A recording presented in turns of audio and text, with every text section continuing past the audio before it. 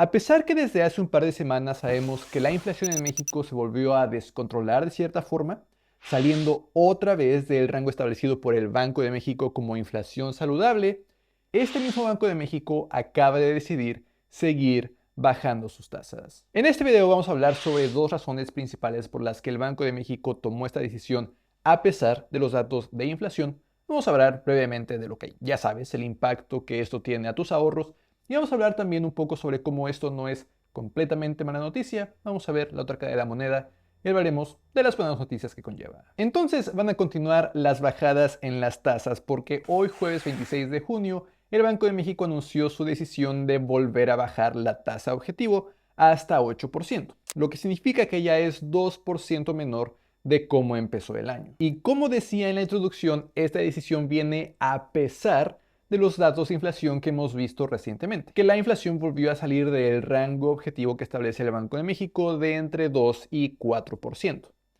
¿Por qué el Banco de México tomaría esta decisión? Normalmente cuando hay alta inflación o inflación más alta de lo que el Banco de México establece como sano,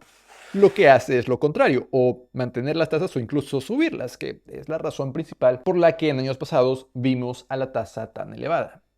Pero la razón por la que a pesar de estos datos de inflación el Banco de México decidió seguir bajando su tasa podría ser que, para empezar, la inflación de la primera quincena de junio fue ligeramente inferior a la inflación que vimos hasta mayo de 2025. Entonces el Banco de México podría pensar que va a continuar esta bajada y que al final del día podrá mantener el rumbo que ha establecido de seguir bajando su tasa a niveles, digamos, que más normales después de las elevadísimas que vimos hace unos meses. Para reforzar este punto aún más, el Banco de México podría haberse dado cuenta que la inflación subyacente, esa que excluye a los precios de productos y servicios cuyos precios varían demasiado, es bastante menor, 4.2% en la primera quincena de junio, mucho más cercano a su objetivo. Entonces podrían pensar que la inflación tampoco está tan fuera del rango que ha establecido. Por ese lado, entonces, la inflación. El Banco de México decidió que estos nuevos datos no son suficientes como para que cambien el rumbo. Pero por otro lado, otra de las grandes variables que puede influenciar de cierta forma qué decisión toma el Banco Central en México es la decisión que está tomando el Banco Central en Estados Unidos. Y el Banco Central en Estados Unidos acaba de decidir que ellos van a mantener su tasa de referencia. Que el Banco de México decida bajarla normalmente puede tener un impacto negativo en el valor del peso frente al dólar, porque el premio por invertir en México, un país considerado más riesgoso que Estados Unidos, se disminuye. Pero el Banco de México podría también voltear a ver a que el peso mexicano la ha estado pasando bastante bien, a pesar de que ya van varias veces que el Banco de México baja su tasa y que en Estados Unidos se mantiene,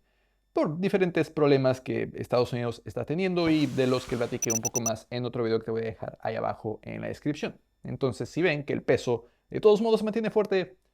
no tienen razón de mantener la tasa más elevada. Al Banco de México entonces en este momento le preocupó más el bajo crecimiento económico que México ha estado teniendo que lo que podría pasar con el peso.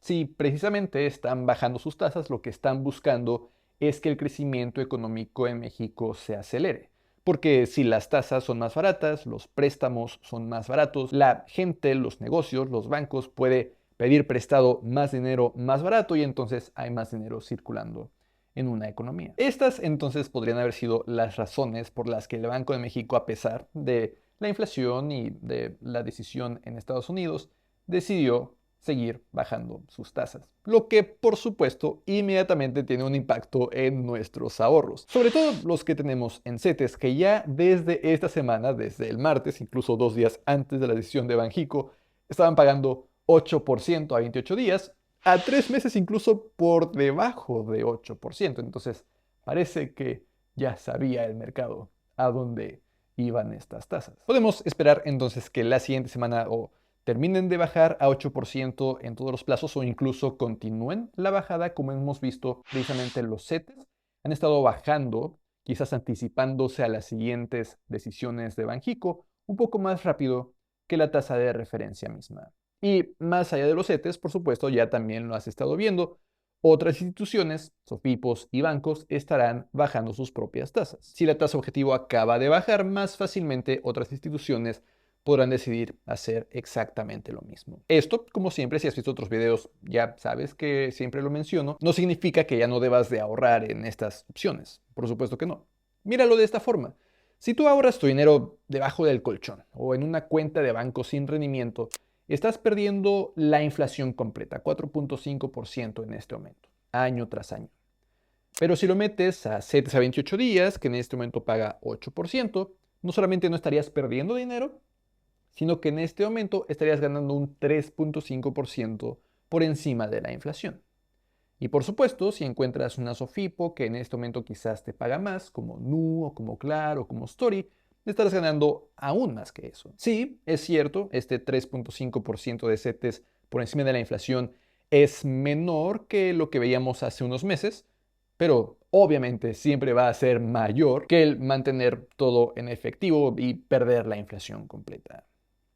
Ahora, por supuesto, más allá de esta mala noticia que la decisión de Banxico podría significar para nuestros ahorros, también está la otra cara de la moneda.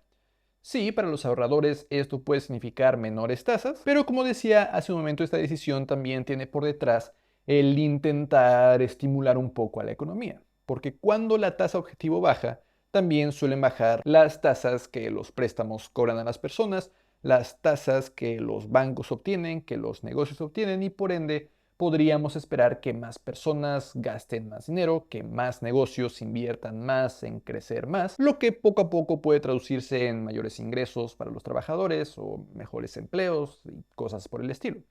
Que al final del día quizás te des cuenta de lo que tiene que balancear el Banco de México con sus decisiones y cualquier banco central en el mundo, por supuesto, balanceando todo esto de la inflación y que la moneda no pierda su poder adquisitivo, pero por el otro lado que tampoco la economía se congele, incluso deje de crecer o decrezca y entonces haya menos personas empleadas y